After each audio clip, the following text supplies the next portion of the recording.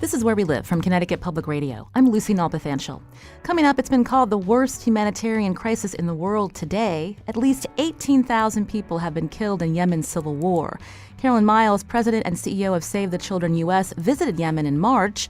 She'll join us to talk about what she saw and how Save the Children, a Fairfield-based NGO, is trying to help the people in need.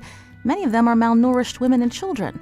We'll also check in with Connecticut's U.S. Senator Chris Murphy now that the Senate failed to override the president's veto of a resolution that would have ended U.S. involvement in the Saudi-led war in Yemen.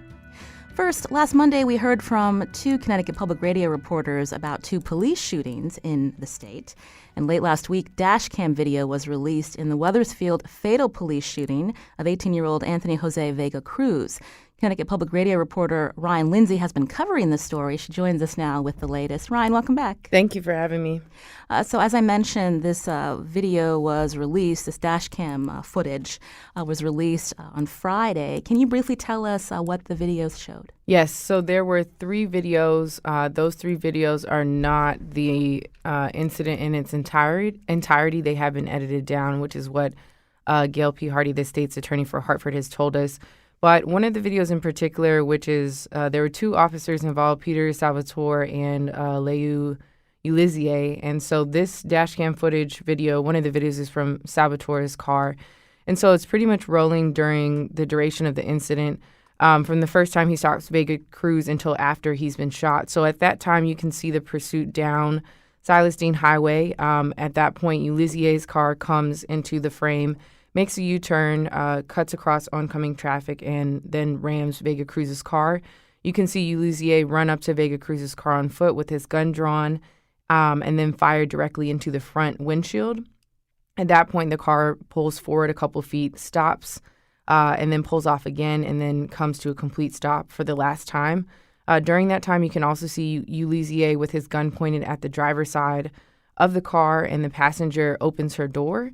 At that point, Officer Salvatore runs across the street, and once he's in the parking lot, he then points his gun at Stephanie Santiago, who's a passenger, who then gets out the car with her hands up. So that's sort of the timeline of the footage. You can also see at one point in time when Salvatore catches up to Cruz, it does look as if he's trying to hit his car as well, misses, and then does hit the car a second time. And so there's basically two collisions with the car and the interaction of Ulizier on foot, and then Salvatore is also on foot. So a lot happening in between those three videos.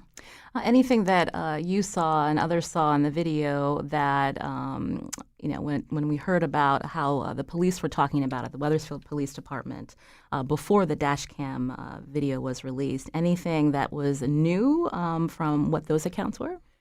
Not necessarily. Well, yes, new, I'd say. Wethersfield Police Department, because the investigation was initially taken over by the New Britain State's Attorney's Office and State Police and now is in the hands of the Hartford State's Attorney, they only had the initial statement about the pursuit itself. And so that was just a couple days after. Any statement thereafter has come from the State Police. And what State Police did say was that it appeared as if Vega Cruz drove at the officer. And so that's something that a lot of people, particularly people that knew him and people in the community and activists, say that it doesn't appear to be that way.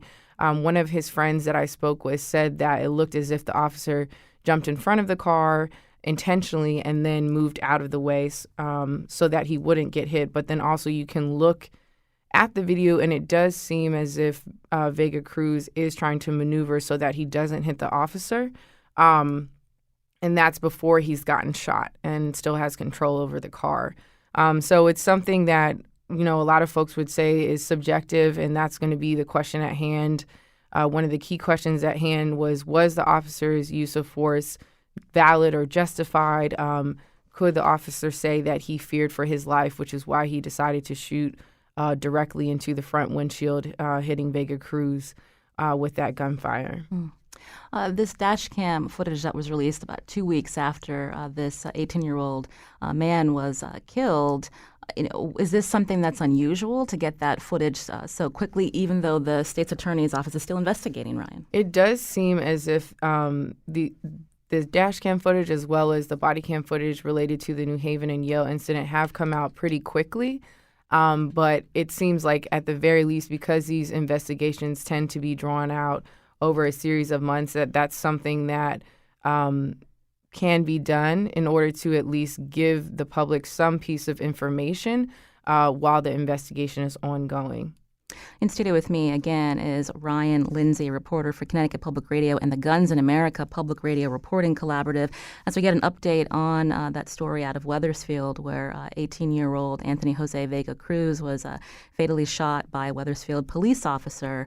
Again, the dashcam footage released on Friday.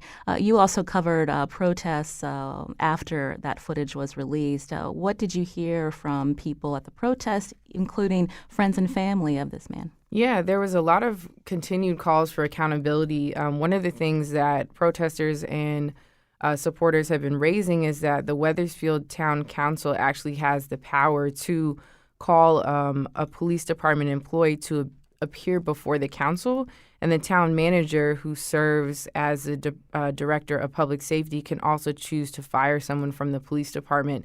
And so one of the things that they've been raising is that they feel as though this officer did violate police policy.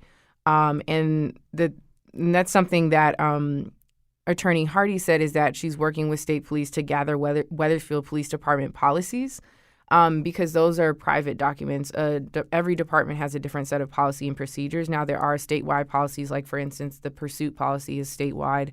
But they want this level of accountability. They want the town of Wethersfield to run their own independent investigation. So in theory, they could choose to fire this officer, perhaps on the grounds of policy, like a violation of policy, and that could be an independent action separate from whether or not the state's attorney investigation shows that his use of force was justified or not. And so that's something that they're definitely calling for, and we'll probably continue to see actions in the community as Wethersfield has their regularly scheduled town councils, police commission meetings, and things like that. We should mention a lot of people wonder whether the police officer should have shot at this moving vehicle. When you were on the show last week, we talked about how New York City had changed their policy. Police officers are no longer allowed to shoot at moving vehicles. Is that something that people are talking about again? Yes, they definitely want that policy to come into effect, and I think that's something you had Winfield on the show last week as well, and it's something State Senator Gary Winfield. Yes, thank you. That's something that he's brought up in terms of, one, having a way for the state to collect across the board police uses of fatal and non-fatal uses of force, which there's no central database or place where you can access just even a record of that. And then also to implement some sort of policy that would not allow police to shoot into a moving vehicle, because that can obviously cause increase a threat to public safety. If there's someone who's been shot and they can no longer operate a moving vehicle, then that can create issues for across the board. I mentioned that you covered the protests, including protesters marching to the Wethersfield mayor's house, Wethersfield Mayor Amy Morin Bello. You spoke to a friend of Cruz, or known as Chulo. His name is Greg Brown. Let's hear what he had to say. Basically, what that told me was, you care about the grass, you care about the safety of those in power, but you don't care about the safety of those out here in these streets. You know, you don't care about the people who drive in and out of your city or the people who have to live here. He was actually a resident of Wethersfield. And he being Anthony Jose Vega Cruz, who was fatally shot. Yeah, so Greg Brown, he founded the Justice for Chulo Facebook group and has been organizing since Chulo was shot on April 20th. Mayor Bello did put out a statement on the 23rd of April saying that what happened was a tragedy that saddened their small community, that her heart goes out to the Cruz family for the death of their loved one, as well as the officers involved. And so she has made some statements, but I think part of the frustration, what I was noticing and hearing from protesters, was that she has not directly addressed them. Citron, though he hasn't said much, he did come out. That's the police chief? Yes, the police chief, James Citron of Wethersfield Police Department. He did come out and address the crowd of protesters at one point last week. To my knowledge, Mayor Bello has not directly addressed the family war protesters, and that's what led them to actually march to her doorstep on Friday night. Ryan Lindsay again is reporter for Connecticut Public Radio and the Guns in America Public Radio Reporting Collaborative. Before we go, again, if you could remind us how long it'll take for the state's attorney's office to complete this investigation. There is no definite timeline. These investigations, generally, we've seen can take several months, if not close to a year. And so at this point, we just sort of have to wait and see. As Attorney Hardy said, they're gathering information from the department, evidence, and then they also have to go and interview witnesses. So what she did say is she wants this to be a thorough and comprehensive investigation to help her determine whether the use of force resulting in Chulo's death was justified under the applicable law. And so these things are challenging. They do take time. And, of course, people want things to happen while this is unfolding. But, you know, we can really just keep waiting and seeing what's happening. Ryan, thanks for coming in today. Thanks for having me. From Connecticut Public Radio, this is Where We Live. I'm Lucy Nalpathanchel. After the break, we're going to turn our attention to Yemen, where a devastating civil war has killed at least 18,000 people. Carolyn Miles, president and CEO of Save the Children U.S., will join us after the break, as well as Connecticut's U.S. Senator Chris Murphy. And you can join the conversation, too. The number 860-275-7266, or find us on Facebook and Twitter at Where We Live.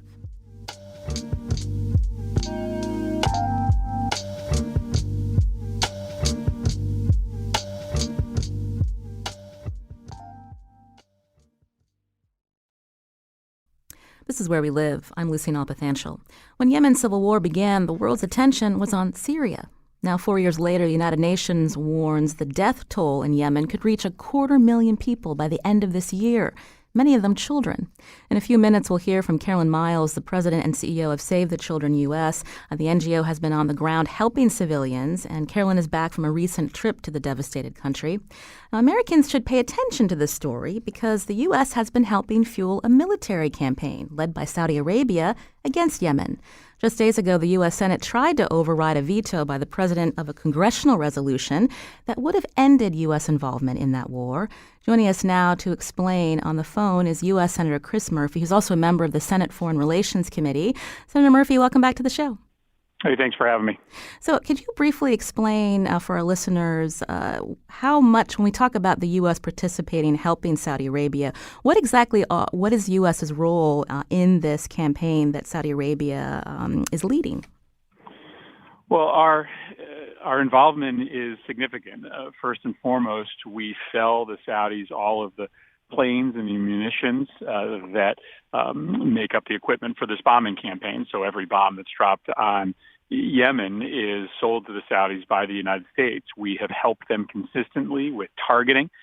We are embedded with their targeting teams.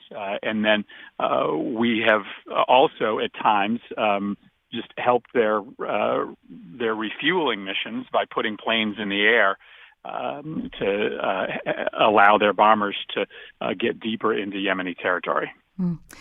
Coming up, we're going to get some more context on what started this civil war and why Saudi Arabia is leading this campaign. But Senator Murphy, when we're seeing the news, hearing it, seeing the devastation, I mentioned the death toll, at least 18,000. It's probably much higher than that. But also looking at the death of civilians, there was a bomb, a Saudi laser-guided bomb that struck a school bus of children there last August. When we look at this type of warfare, is it legal under international law? The UN has come to the conclusion that this is likely a war crimes violation. The Saudis have been targeting civilians. They have admitted to intentionally hitting a school bus. There's no way that they continue to land bombs on healthcare facilities and weddings and churches by accident. And as you mentioned, the UN has come to the conclusion that there is probably 250,000 Yemenis who are going to die over the course of this year, who are so sick and so malnourished that they cannot be saved. And these individuals are not just in the areas that are controlled by the rebels. They are also in areas controlled by the coalition, That coalition is made up of the Saudi Arabians, the Emiratis, and the United States.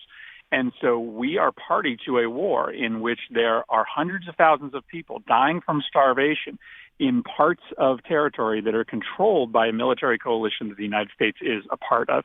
That is a big part of the reason why I believe the United States has to get out of this coalition as quickly as possible. A, we are potentially committing war crimes, and B, we are part of a coalition who is standing largely idly by while hundreds of thousands of men, women, and children die of starvation.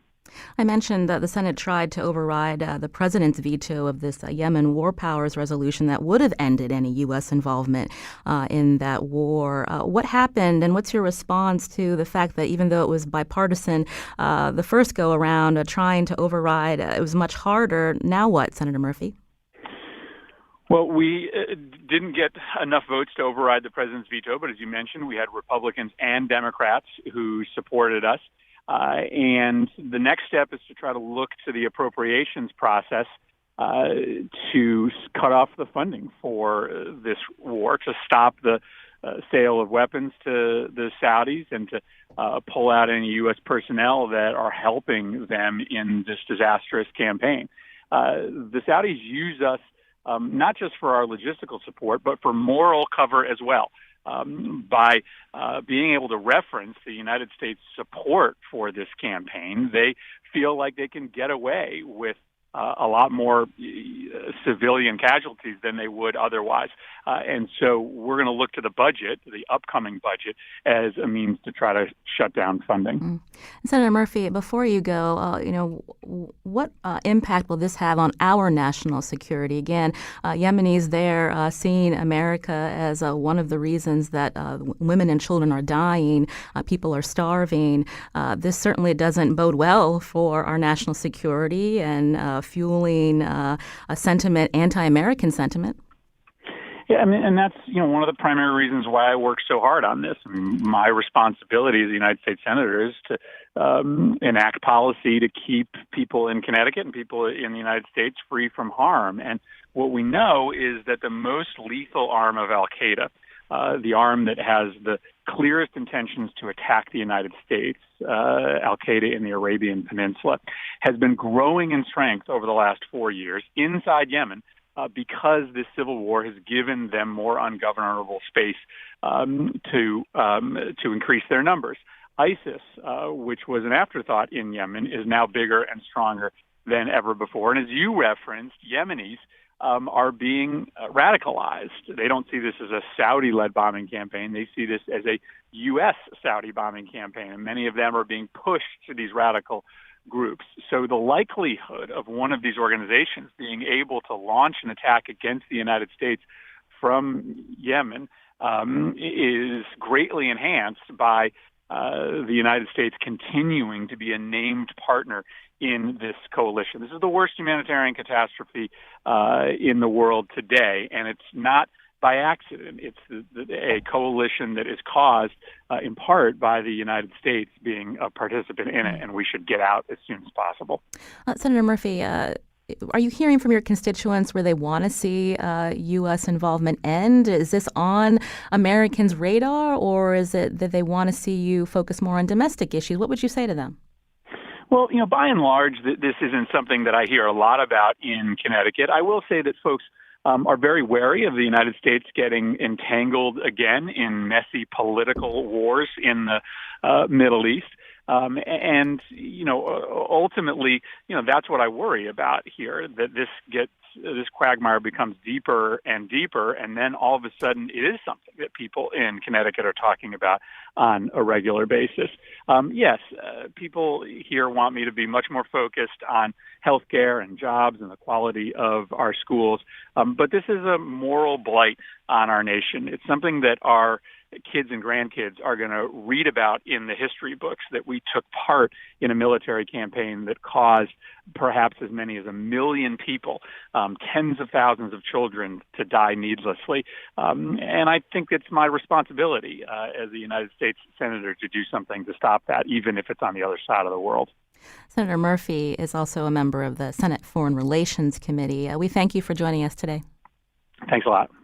This is Where We Live. I'm Lucy Nalpathanchel. Again, we're focusing in on Yemen. This civil war has been going on for 4 years. A lot of devastation that may not be front and center in Americans' minds, but there is a lot of suffering going on, and we wanted to learn more about the context surrounding that situation, but also what's happening on the ground.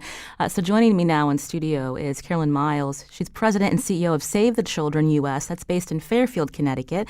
Carolyn visited Yemen in March. Carolyn, welcome to our show. Thank you, Lucy. Great to be here. I wanted to let our listeners know, also joining us today from Washington, D.C., is Ambassador Barbara Bodine. She's a former U.S. ambassador to Yemen and is also director of the Institute for the Study of Diplomacy at Georgetown University. Ambassador Bodine, thank you for being here as well. Thank you.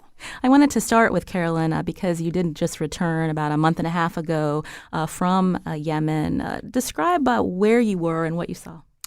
Sure. Well, I went to both the north and the south in Yemen, so Sana'a and Aden, which are the two areas that are controlled by the different governments, if you will, in Yemen at this point. And my reason for going was to visit Save the Children's programs. It's the largest NGO working in Yemen, and we've been there since the beginning of this war, and actually prior to that. Yemen's a really poor country and always has been, but this war is greatly impacting particularly families with children. And right now there are about 24 million people in Yemen who are in need of assistance. So it is a huge humanitarian crisis, actually the largest in the world for Save the Children. And, you know, unfortunately, when you take a very poor country and you put a war on top of it, it is really, really tough. About 40 kids a month are being killed or injured by bombs. We are really calling for the end of that war because that's really what's impacting children and families so much. Many people are having great difficulty just feeding their families. So one of the programs I went to see was what we call a stabilization center, which is where mostly moms bring very malnourished children. And at the point when they come to these centers, they're usually so malnourished they have to be fed intravenously. They can't actually eat. They're so weak. They're so unable to just survive on their own. So those centers are feeding kids intravenously until they're well enough that they can take food home.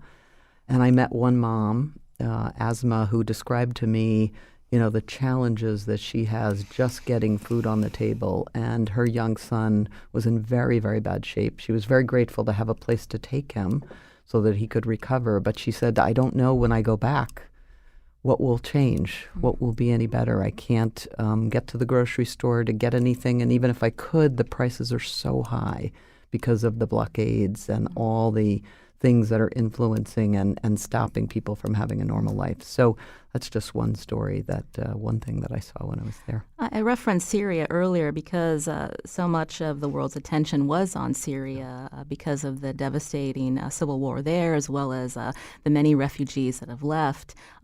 Yemen, they're seeing a similar devastation, but you mentioned it's such an impoverished country. It's not easy for Yemenis to leave? No, it's very difficult for Yemenis to leave because they don't have the resources to leave. So what's happening is people are moving from place to place.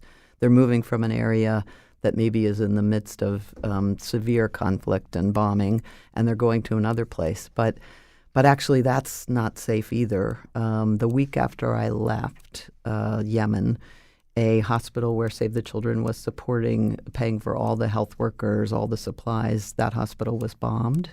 That was supposed to be a deconflicted area. It was a place where people had moved from another area. And when that bombing occurred, 8 people died, including 5 children. So there are very few safe places for people to go, and they can't leave the country. They don't have the resources to be able to leave the country. Ambassador Bodine, if you could tell us more about Yemen. Again, it's a country that probably many Americans don't know a lot about. The perception is it's in the Arabian Peninsula. It must be oil-rich like its neighbors. Tell us Yes. really how it ended up being so unstable and impoverished. Well, first of all, thank you. And listening to both the senator and the president of Save the Children has given a lot of context. Yemen suffers from this perception that because it's on the peninsula, it must be oil rich. There is a Yemeni folktale that when God created the Arabian Peninsula, which is sort of rectangular shaped, that he tipped it in one direction and all the oil flowed there, and then he tipped it the other direction and all the people ended up there.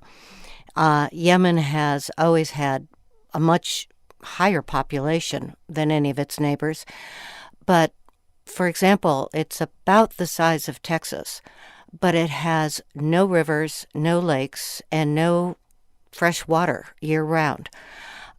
It's extraordinarily mountainous, lives off of monsoon rain, so it has no oil, none to speak of, really no water, a very high population concentration, was cut off from the outside world until probably the late 60s, early 70s. And so never really developed, didn't have the resources to develop, and has not had very good governance, mostly due to capacity. So it is one of the 20 poorest countries in the world, one of the chronically impoverished countries.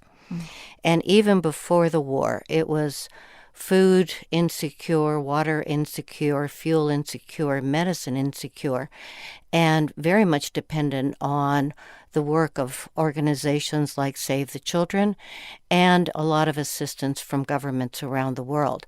So as was just said, you layer on top of that an internationalized civil war, and you end up with the worst humanitarian catastrophe anywhere right now. Mm-hmm. We heard Carolyn Miles, ambassador, talk about she visited the North and the South, which is ruled by two different governments. So if you could explain the context and what happened after the Arab Spring that launched this country into a civil war. There's actually more than two governments, even two Yemeni governments in many ways right now. There was an Arab Spring in Yemen. There was a transition period. It was relatively peaceful compared to others. There was a national dialogue conference where they sought to work out a new social contract. The process stalled, and as it stalled, the economy stalled. And the Houthi, who were an insurgent group for 10 years prior, marched into Sana'a, took over the government, and then moved south as far as Aden. There would have been a civil war in Yemen in all likelihood. The Houthi were not universally supported. A lot of resistance in areas they were moving into. Where it went tragically off the tracks was at the end of March of 15. The Saudis, and I think it's important that the Emiratis are really the major actors here. The Saudis and the Emiratis decided to intervene on behalf of the technically legitimate interim government headed by a gentleman named Hadi. This qualitatively changed the nature of the conflict and has led to both a stalemate politically, a stalemate or a quagmire militarily, and a humanitarian catastrophe for the people. Carolyn, because of this political instability, how difficult is it for Save the Children and other organizations to get help to the Yemenis? We haven't even mentioned yet more context about the blockade and how the food isn't even getting to the country. Yeah, it's been extremely difficult for Save the Children. We have about 700 staff people there and about 2,000 volunteers who are all Yemenis working to try to get health care and water and food to people in need. And about every week we close down one part of our program or another because of the danger of being in that place and the inability to get out or get around. So that's been really, really difficult. Hodeida, the port, is now somewhat open, so that issue has gotten better in the last couple of months since there was a big meeting in Sweden to look at how the humanitarian aid could flow better. But it's been extremely difficult, and I do worry that our our teams there are in great danger.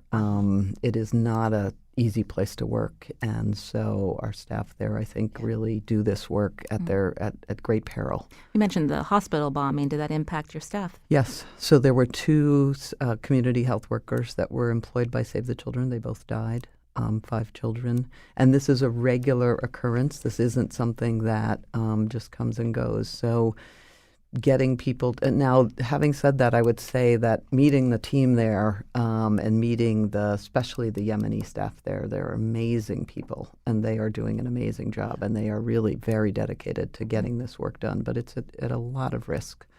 And a lot of the health facilities at this point, too, are in great need of improving the infrastructure and being able to actually serve the people. So there's a tremendous lack of health care. And when I was there, we visited with one of the doctors there who was employed by Save the Children, and he was really proud to show me the incubators that he had. But in each incubator, there were 3 babies, not one baby.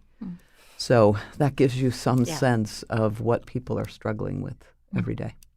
This is Where We Live. You're hearing Carolyn Miles, President and CEO of Save the Children U.S., based in Fairfield, Connecticut, but also providing humanitarian relief to Yemenis because of a civil war there. Also a Saudi-led military campaign that's making the situation even more dire. With us from Washington, D.C. is Ambassador Barbara Bodine, former U.S. Ambassador to Yemen. Ambassador Bodine, explain a little bit more about, why is Saudi Arabia so intent on focusing on Yemen, and again, this military campaign that started. If you could give us a little more context about, why is this still persisting, and despite calls for the U.S. and other people to not support Saudi Arabia in this way? Well, first of explaining this war. What the Saudis say is the reason that they came in March. And I think from the Saudi point of view, it's a sincere perception, is the Houthi do receive support from Iran. And Saudi Arabia and Iran are implacable enemies. Not just simply rivals for political influence, but enemies. And the Saudis saw a Iranian-supported group taking over all of Yemen, or the population part, as an existential threat to them. And so I think this is what prompted them to come in.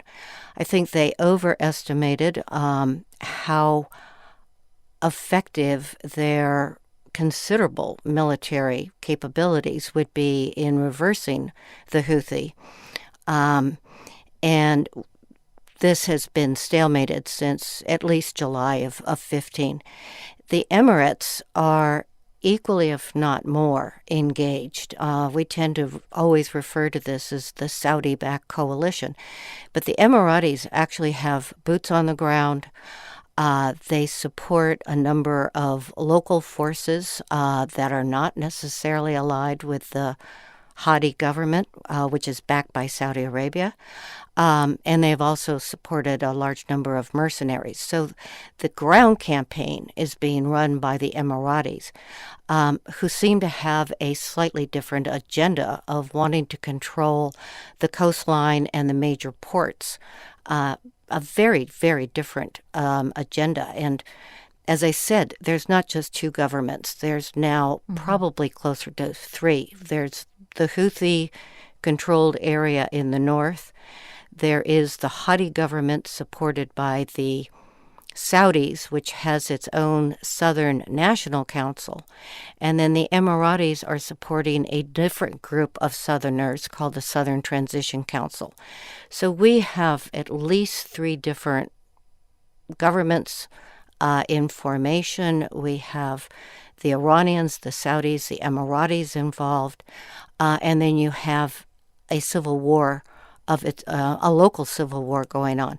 So this has become an incredibly complicated, overlapping, reinforcing kaleidoscope of alliances, actors, affiliations, animosities. There is an agreement that was signed in December in Stockholm, which is supposed to start the peace process. It has, as Caroline said, been somewhat successful in Hodeidah, but at the same time, the fighting down south in the Taiz area has actually ratcheted up and become far more intense and threatens to cut off the roads between Sana'a, Aden, and Taiz, which are the three major cities. Ambassador Bodine, we heard from Connecticut's U.S. Senator Chris Murphy earlier about the fact that the Senate failed to override this veto, the president's veto of the Yemen War Powers resolution. I mean, what was your response when you first saw that there was bipartisan support for the resolution, but now that they weren't able to override, are you optimistic that the U.S. will be able to end any type of involvement in this war? Well, I think we have a fairly strong disagreement on what we should be doing between Congress and the White House. I was very pleased to see the congressional vote in favor of this resolution. It's the highest vote count we have received in over 4 years of this war. Was not surprised to see that there was not a veto override, but I think it was still significant what Congress has done because it signals to our partners, the Saudis and the Emiratis, that there is a limit to U.S. support. And the blank check that they have been given by the White House has a bit of a conditionality on it, a caveat on it.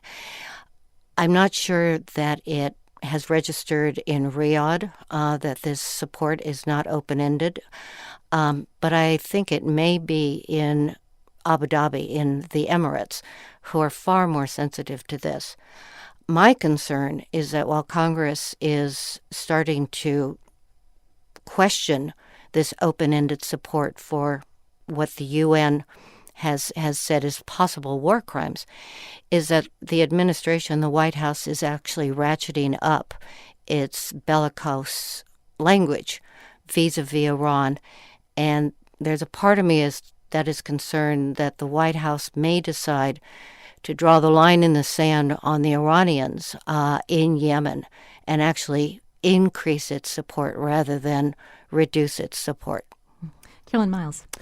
So thank you, Ambassador. I think the urgency of some kind of solution here from a humanitarian standpoint is really important to know.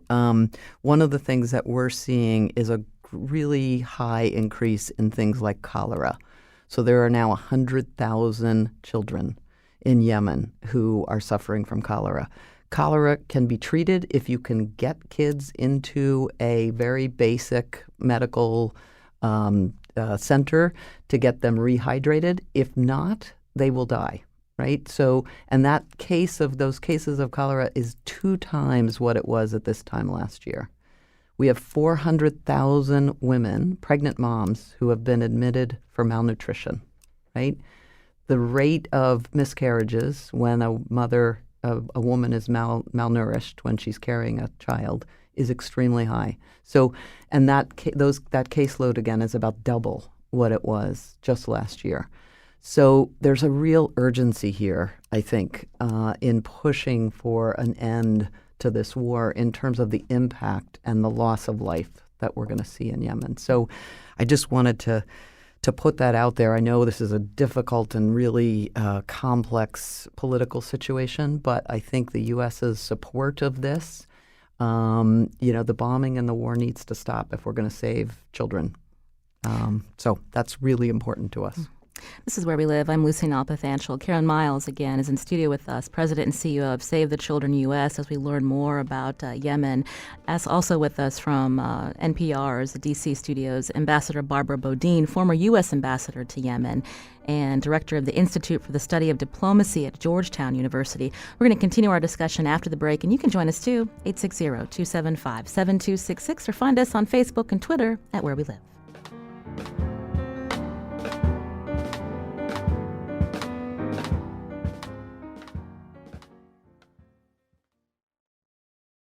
This is Where We Live from Connecticut Public Radio. I'm Lucy Nalpathanchel. No one knows how long the civil war in Yemen will last, but the conflict has already had terrible consequences on the country's youngest generation. In studio with me is Carolyn Miles, President and CEO of Save the Children U.S., based in Fairfield, Connecticut. Also with us, Barbara Bodine, former U.S. ambassador to Yemen, also director of the Institute for the Study of Diplomacy at Georgetown University. Ambassador Bodine, we were talking about why the U.S. is involved in a lot of the complicated political context. The relationship that Iran may have with these Houthi rebels. But I'm curious, are these the Houthis really lockstep with Iran? I'm just curious about their relationship and what this means moving forward, because of what you mentioned with the Trump administration fixated on Iran and what will happen next. Yeah, that's an excellent question. First of all, I do want to underscore that I very much agree with Carolyn that we really need to focus on this humanitarian catastrophe and not lose sight of that. No, the Houthi are a local insurgency, and they were actually at war with the previous government, the pre-Arab Spring government of Ali Abdullah Saleh, for almost 10 years. Primarily due to a lack of political voice, a lack of government support. They are not of the same Shia school as the Iranians, and that's an important distinction. They're not created by Iran, and they don't take direction from Iran. So the idea that they are Iranian sock puppets and that Iran directs what they do is not supported by history or current facts. They are aligned with them. They do take support from them. There is a lot of debate about the exact degree of Iranian support. Iran is an actor here, and I don't want to underestimate that, and it is malign. But it's primarily political. And so I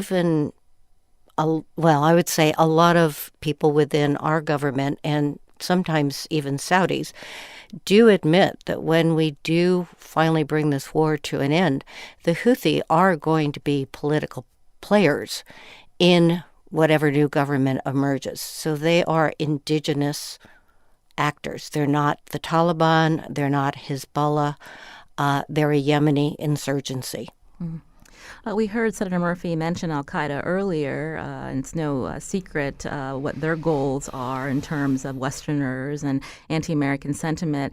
This fear of radicalization when the war ends, what this means for the people left in Yemen and how they view America. Is this a dangerous place that we're in, Ambassador Bodine? I think that was a good point that the senator brought up. Al-Qaeda has been able to operate in the ungoverned spaces of Yemen. And with this internationalized civil war, there are large swaths of the country that are being just plain ignored. And Al-Qaeda has been able to move from being just a terrorist group, to actually creating some governance in its areas. And that makes it even more of a problem. The anti-Americanism that we are feeding by supporting the Saudis and the Emiratis is going to be, I think, deeper and more corrosive than just those who are radicalized and join AQAP.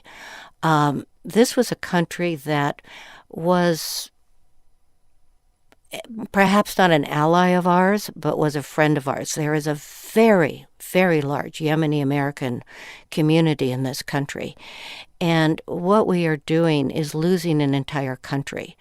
Our ability to be constructive, positive partners with a Yemen that comes out of this conflict, we're losing that ability to be a part of Yemen's future and therefore be able to stabilize this country and create the conditions where there can be the kind of health system, the kind of education system, the kind of economy that Yemen needs to at least be a credible country once again. Carolyn Miles, we just have a few minutes left. We've talked about the health consequences, the cholera, the malnourishment. People are starving in Yemen. What are some other impacts on the children, even when we think about who are fighting these wars and family networks, lack of education for these young people? So to pick up on some of the points the ambassador made, the future of a country is based on the future of their children, right? And the children of Yemen at this point have very few opportunities. One of the things that we always see in situations like this, and we're certainly seeing in Yemen, and I saw it when I was there on the ground, great increase in child marriage. So girls that are as young as 13, 14 are getting married off. Their families think that's actually the best thing for them. It's a security thing. It's about having what they think is a future. But of course, when a girl gets married at 13, she drops out of school. So her education ends. She probably has a baby by the time she's 14. That baby is likely to be less healthy than if she waited 4 or 5 more years. She's more likely to die in childbirth, giving birth to that child, especially in the situation where she's likely to be malnourished, as I mentioned. And that cycle of poverty just starts all over. So for girls, this is a very, very tough moment for Yemeni girls. And we see that increase in child marriage. And I certainly talked to some girls while I was there who were saying that's exactly what their families had planned for them. For boys, they are often fighting on both sides, actually, on all sides of the conflict. And as the ambassador said, there's many different sides in this conflict. And we see boys that are oftentimes conscripted into military service, again, at the age of 12 or 13, given a gun and told this is what your job will be now going forward. And for a family that has not enough money to even buy food and put food on the table, anything that is able to offer some kind of economic benefit is going to be looked upon, at least considered. And so if we have a country where children are all dropping out of school at this early age, are being married off, or going to fight, that is not a good future for the country. And to the ambassador's point, when this country comes out of war, what will be the future for these children and for these young people? One of the things that Save the Children always does in any emergency, and we certainly are working on a large scale to do this in Yemen, is to try to keep kids in school. So we have many, many schools set up. They might be in a tent. They might be in an abandoned building. They might be next to a school. But trying to get refugee kids into school, internally displaced kids, into school is really important. And I have to say, when you go to these schools, the great thing about children is they are incredibly resilient. I met a young girl, Shifa, and she told me the happiest moment of her day was coming to school in the morning. She was only able to go to school for about 3 hours, but those were the happiest hours of her day. And she was so incredibly grateful to the teacher that was there, a local Yemeni woman who was teaching these children in a tent. There probably were 150 of them, all eager to learn, to stay in school, to have an education. So, it can be done, but it's really tough. And I think we have to keep our eye on the longer term view, which means that we have to give children in Yemen an opportunity first to survive and secondly to get an education and to have a life. Or we're going to have a lot of challenges, I think, in keeping this country as one that is a friend to the United States. So very, very tough, I think. We're going to have to leave it there. Carolyn Miles, again, is President and CEO of Save the Children U.S. Thank you for coming in today. Thank you, Lucy. Also, Ambassador Barbara Bodine, former U.S. Ambassador to Yemen, now Director of the Institute for the Study of Diplomacy at Georgetown University. Ambassador Bodine, thanks for filling in the context. My pleasure. Thank you. Today's show produced by Carmen Baskoff. Our technical producer is Kyone Wolf. You can learn more about the show at WNPR.org/where we live. I'm Lucy Nalpathanchel. As always, thanks for listening.